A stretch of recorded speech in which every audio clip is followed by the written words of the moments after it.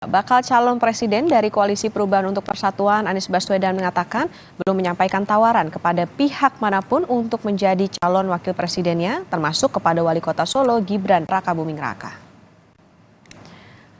Anies Baswedan enggan menyampaikan kapan waktunya untuk mengumumkan bacawa presnya pada Pilpres 2024 mendatang.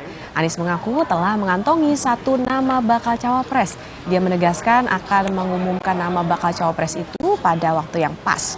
Hal ini disampaikan Anies di sela-sela acara pertemuan dengan kumpulan anak milenial mendukung Anies di kawasan Jakarta Timur.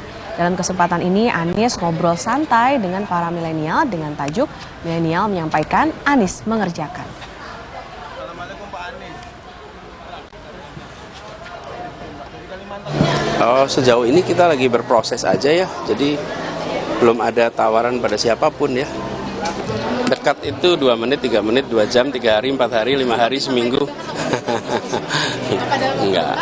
Nanti begitu waktunya ada dimulai.